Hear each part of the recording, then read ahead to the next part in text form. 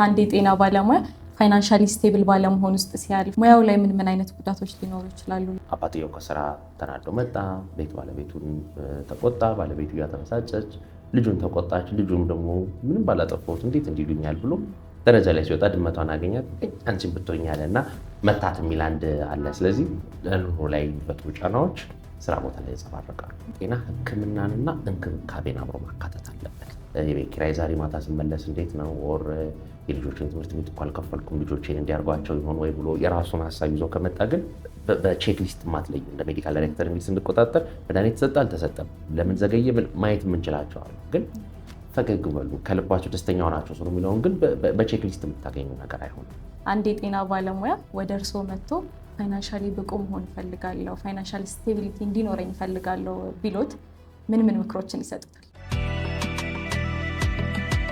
ዶክተር ሀናንያ ጥሪያችንን አክብረው እዚህ ድረስ ስለተገኙልን በቅድሚያ እጅግ በጣም ለማመስገን እንወዳለሁ። እስኪ ለመግቢያ እንዲሆነን ስለ ራስዎት፣ ስለ ሙያዎት እና በሙያው ላይ ደግሞ ምን ያክል ጊዜ እንዳገለገሉ ለተመልካቾች ያስታውቁ። ሙያዬ እንግዲህ የሜዲካል ዶክተር ነኝ። ከዛ በኋላ በስፔሻላይዝ ያደረግኩት በኒውሮ ሰርጀሪ ነው። ይህ ማለት እንግዲህ የአንጎል እና ህብለሰረሰር ቀዶ ሕክምና እንዲሁም ከነርቭ ጋር ተጓዳኝ የሆኑ ህመሞችን የቀዶ ሕክምና አገልግሎት ማለት ነው። በሙያው እንግዲህ በዚህ በስፔሻላይዜሽኑ ከ10 ዓመት በላይ እንግዲህ አገሬን አገልግያለሁ። እርስዎ እንግዲህ እንደ ሜዲካል ዳይሬክተርነቱ በሆስፒታል ውስጥ የሚገኙትን ሰራተኞች ደህንነት በቅርበት የመከታተል እድል አለዎትና እስኪ የጤና ባለሙያዎች ከስራቸው ውጭ በጣም የሚያስጨንቃቸው እንቅልፍ የሚነሳቸው ጉዳይ ምን ነው? እንግዲህ የጤና ባለሙያዎች እንግዲህ እንደ ጤና ባለሙያነታችን እንግዲህ ዓላማችን ዋናው እንግዲህ የሚለን ስራ የምንለው እንግዲህ ታካሚዎችን ማገልገልና ማከም ነው። ይሁንና ግን ከፋይናንስ ባሻገር ከዕለት ተዕለት ኑሯችን የሚመጡ የማህበረሰቡ አካል እንደመሆናችን ሀሳቦች፣ ጫናዎች ይኖራሉ። ስለዚህ እነዚህ ጫናዎች ደግሞ የምንፈልገውን ያህል እንግዲህ በስራችን ላይ አትኩሮት እንዳንሰጥ ሊያደርጉን ይችላሉ። ስለዚህ እነኚህን እንግዲህ የፋይናንስ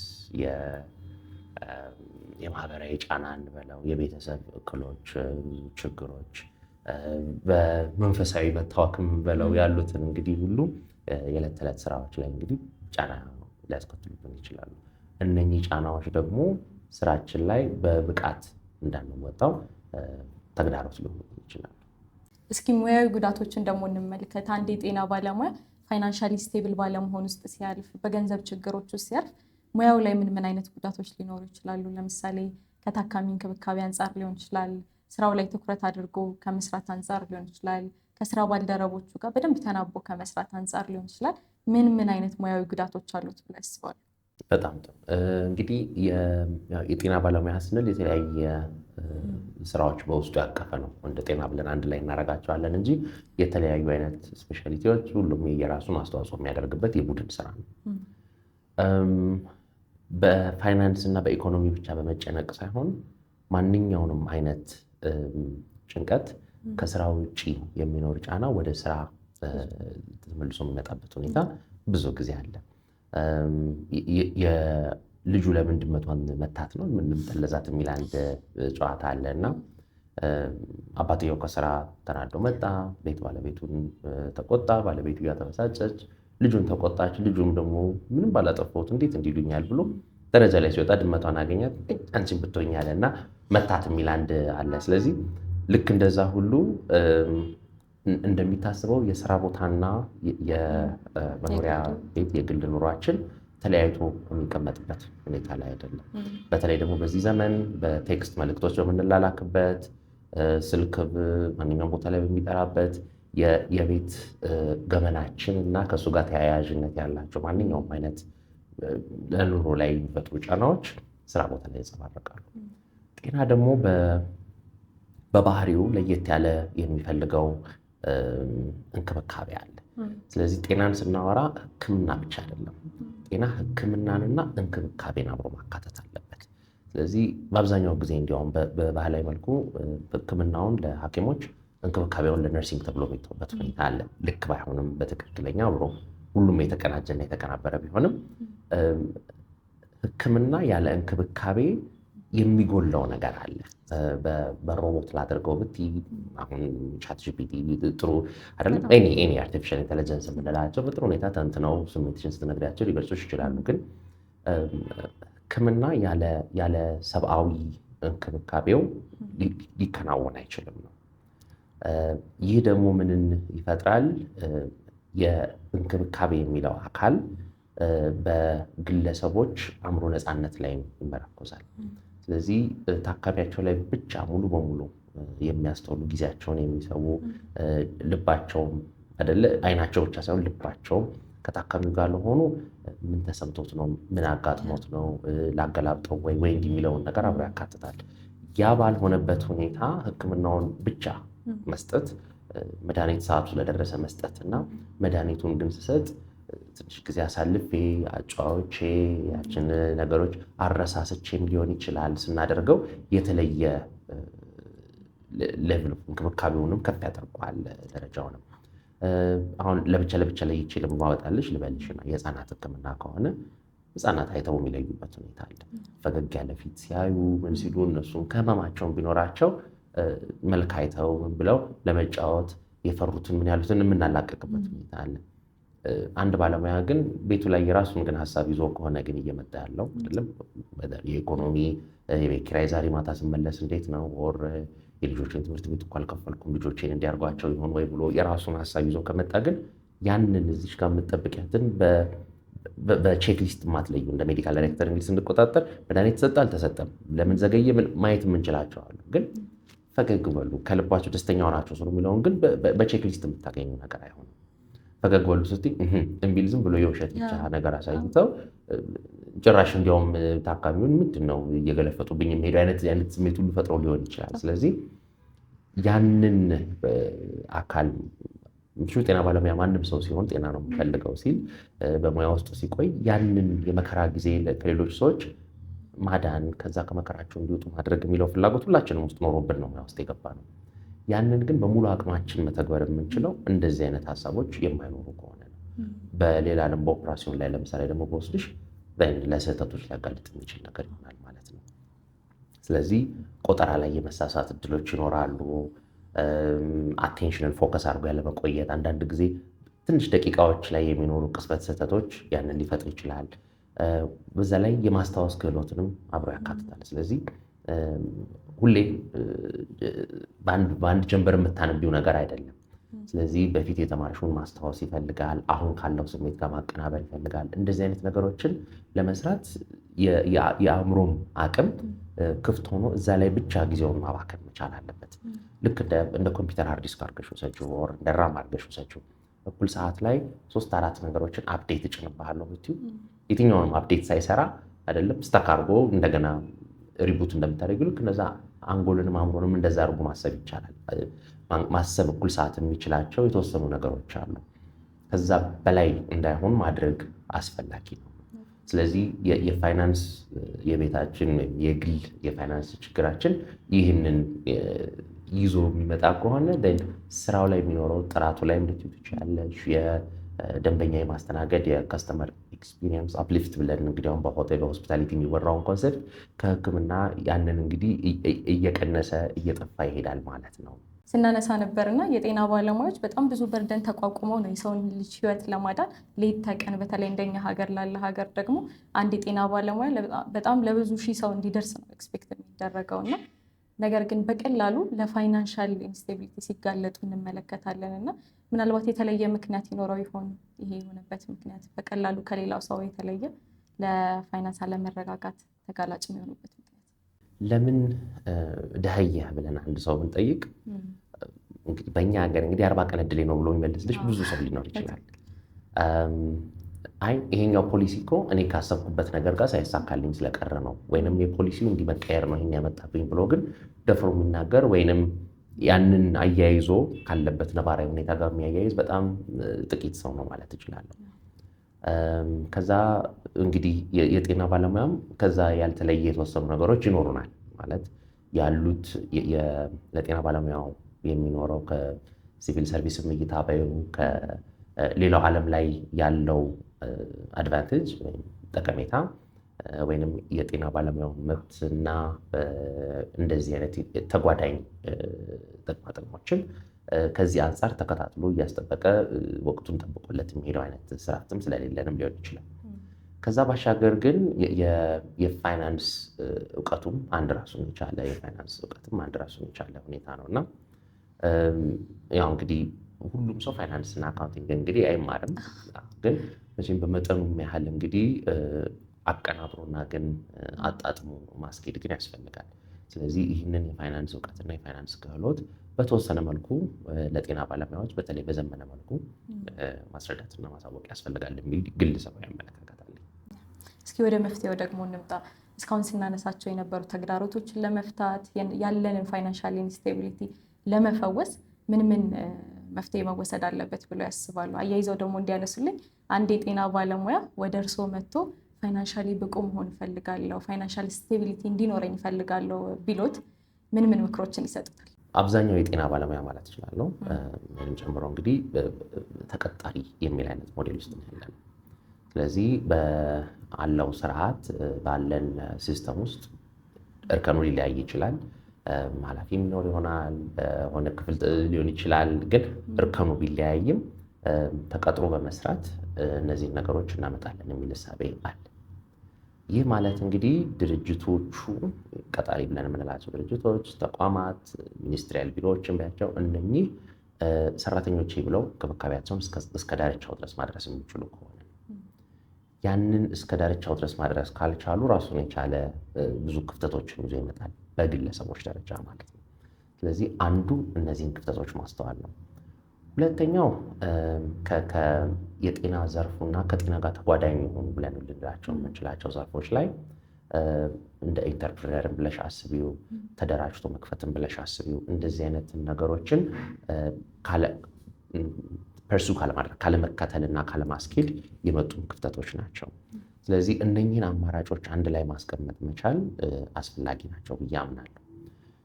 ወደ መፍትሄው ስንመጣ እንግዲህ ምን ያህል ሰዓቱን እዚህ ቦታ ላይ አንድ ጤና ባለሙያ መዋል አለበት፣ ምን ያህል ደግሞ ጊዜውን ደግሞ በሌሎች ደግሞ አይነት ሴክተሮች ወይም በሌሎች አይነት ኢንተርፕረነር ምንም ከጤና ጋር በተያያዘ ስለሆነ እያወራን ያለ ነው። ያ ማለት ግን ከጤና ውጭም አማራጮች የሉም ማለት አይደለም። ስለዚህ እነኚህ ከጤና ውጭ ሊኖሩ የሚችሉ አማራጮችንም ደግሞ እና ግን አትሊስት ብር ጀነሬት እያደረጉ የፋይናንሻል ተግዳሮት ብለሽ እንግዲህ እንዳስቀመጥሻቸው ግለሰባዊ ተግዳሮቶቻችንን የሚፈቱበትን ሁኔታ ማስተካከል መቻል አለብን ነው። ስለዚህ ወጪ ምንድን ነው፣ ገቢ ምንድን ነው የሚለውን ነገር ማሰብና ማስተዋል ያስፈልጋል ነው። ከዚህ ውጭ እንግዲህ ራሱ እውቀቱን ይህንን ገቢ ወጪን ባላንስ እያደረጉ የመስራትን የቱ ጋር ትክክለኛ አይነት አካሄዶችን የቱ ጋር ኢንቨስት እናድርግ፣ ትንሽም ብትሆን ሳንቲማም ተጠረቃቅማ እንግዲህ አይደለም አንድ ላይ ተደራጅቶ ቢሆን ቢካሄድበትም እንዴት አይነት ለውጦችን ልናመጣ እንችላለን የሚለውን የመነጋገሪያ መድረኮችን የሉ። አሁን በዚህ ፕላትፎርም ላይ እንግዲህ ስላመጣሽው አትሊስት እያወራሁት ነው። ልክ እንደዛ ሁሉ ለጤና ባለሙያዎችም የዛን የመነጋገሪያ ብዙ መድረኮች የሉንም። ስለ ታካሚዎቻችን የምናወራባቸው በጣም ብዙ መድረኮች አሉ። ከተለያየ ሴክተር ላብራቶሪ ለምን እንደዚህ ሆነ፣ ለምን ነርሲንግ ኬሩ እንደዚህ ሆነ፣ ለምን ሐኪሞቹ እንደዚህ ያደርጉ፣ እያንዳንዱ ሴክተር ላይ በግለሰብ ደረጃ ብዙ የምናወራቸው መድረኮች አሉ። በቀን 3-4 እኮ ታካሚ ጋር ራውንድ እናደርጋለን። ስለዚህ እነዛም መድረኮች ናቸው መነጋገር። የግልም ሆነ ግን የፋይናንስ ጤናችንን ግን የምንነጋገርበት ግን መድረኮችን ብዛም የለም። ስለዚህ መፍትሄዎቹ በተለያዩ ደረጃዎች ላይ የምናመጣቸው ናቸው። እንደ ቡድን አንድ ላይ ተሰባስበን እነዚህን የምንወያይባቸው አይደል፣ ልምድም እውቀትም የምንጋራባቸው መድረኮች መፍጠር ይኖርብናል። መማሪያ አይደል፣ አሁን ጥያቄው በትክክለኛ መጠየቅ ከቻለች ዘመኑ የኢንተርኔት ነው አይደል፣ ዩቲዩብ ላይም በተለያዩ ሪሰርች አርቲክሎችን በምኖችም አይደል መረጃዎችን ማግኘት እንችላለን። አንፎርቹኔትሊ የተማርነን ብለን እንግዲህ እኛ እንደ ጤና ባለሙያ እናምናለን እና አብዛኛው ግን ትምህርቶቻችን የሚያተኩሩት የስፔሻል ስኪላችን ላይ ነው። እኔ ኒውሮሰርጀሪ ነኝ። ስለዚህ ኒውሮሰርጀሪ ሪሌትድ የሆኑ እውቀቶችን ከማንኛውም ከዘመኑም ጋር ለመድረስ ስል እናነባለን፣ እናየዋለን። ነገር ግን የፋይናንስ ክህሎቶችን ወይ እንደዚህ ወጣ ብለን ግን እናነብ ብንል ብዙም ቦታ አንሰጠውም። ሌሊት እንቅልፍ አጥቼ የማነበውን ያህል እዚህ ጋር ሌሊት እንቅልፍ አጥቼ ላላነበው እችላለሁ። እነዚህን እንደ ባህልም አድርገን በጤና ባለሙያው መፍጠር መቻል አለብን። አክሮስ ቦርድ ለስፔሻሊስቶች ወይ ለእንትኖች ብላችሁ ሲሆን ሁሉም ላይ ራዲዮሎጂ ቴክኒሽያን ባየው ድጋፍ ሰጪ ብለን የምንላቸው ከጤና ጋር ተያያዥ ባለሙያ ዘርፎችን ብለን እንውሰድ፣ እነሱ ሁሉ ሳይቀሩ እዛ ላይ አይ ቲንክ ማስተዋልና ትልቅ ክፍተቶችን መሸፈን መቻል አለብን። ከዛ ውጪ ጤና ላይ ተኮር የሆኑ ወይም የጤና ባለሙያ ላይ ተኮር የሆኑ ምክንያቱም ጤና ባለሙያዎች በአንጻሩ ሴፍ ኢንቨስትመንት ናቸው። ሴፍ ኢንቨስትመንት ነው ስል ምንድን ነው?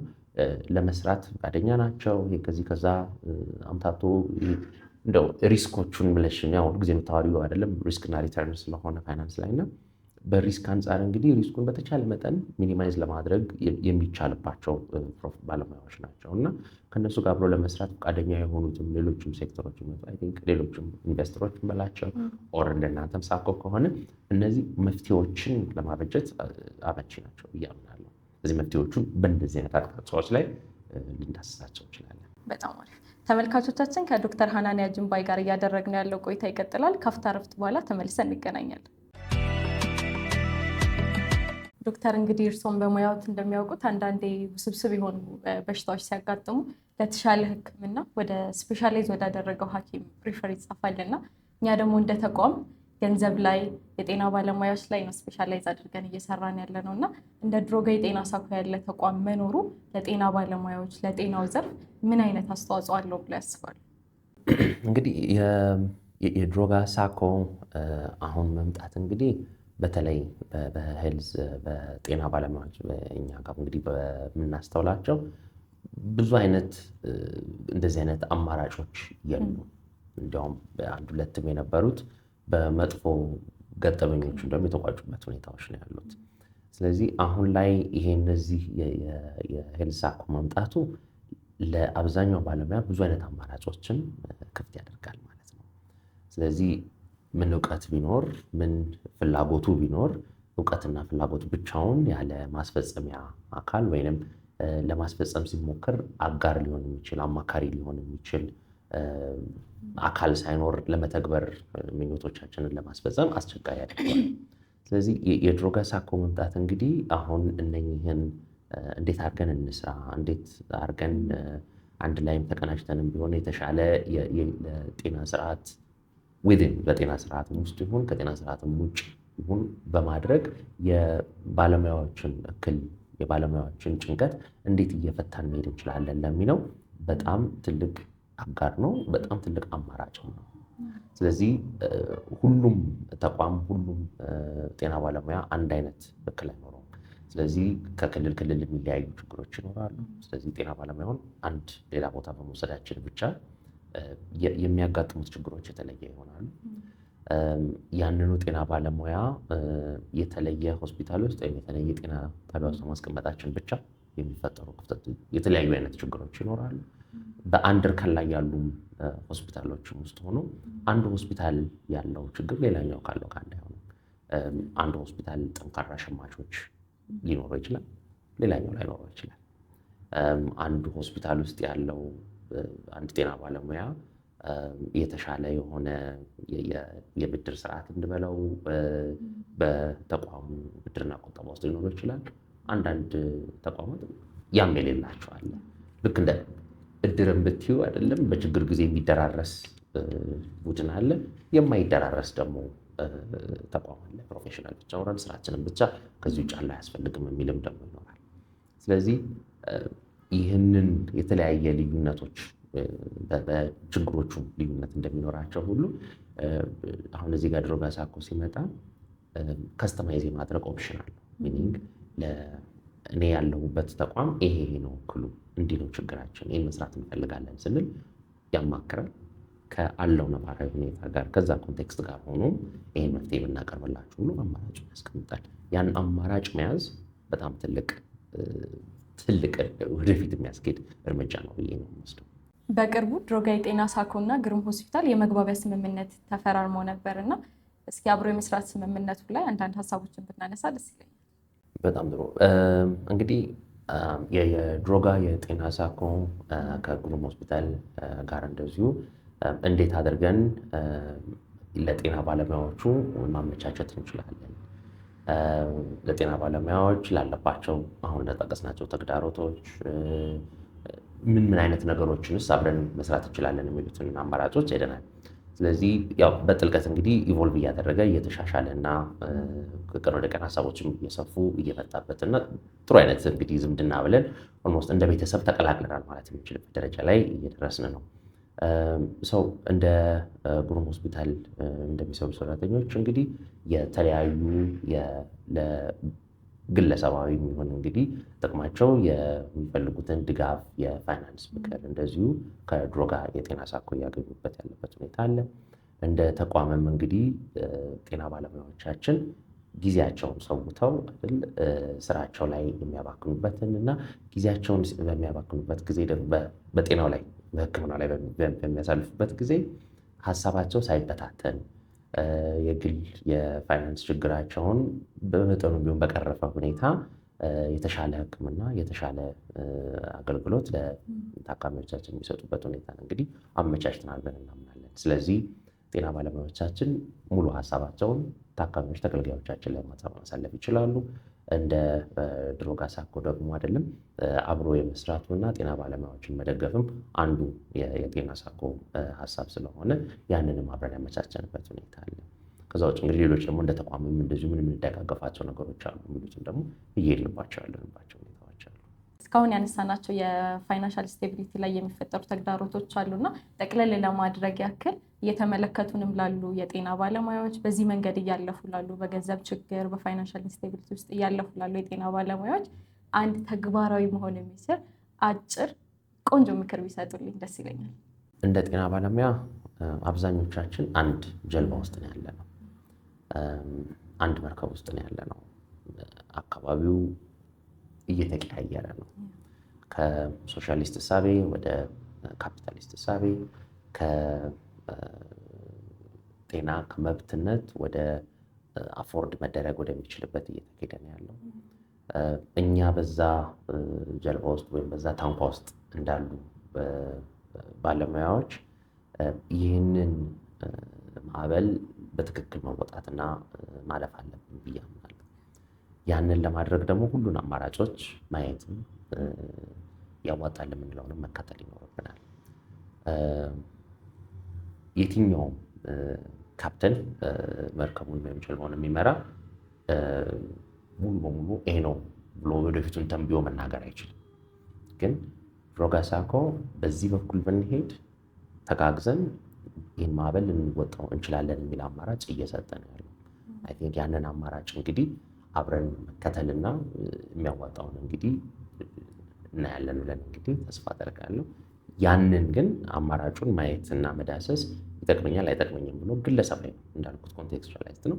ያንን አማራጭን መውሰድ እያንዳንዱ የጤና ባለሙያ ምርጫው ነው።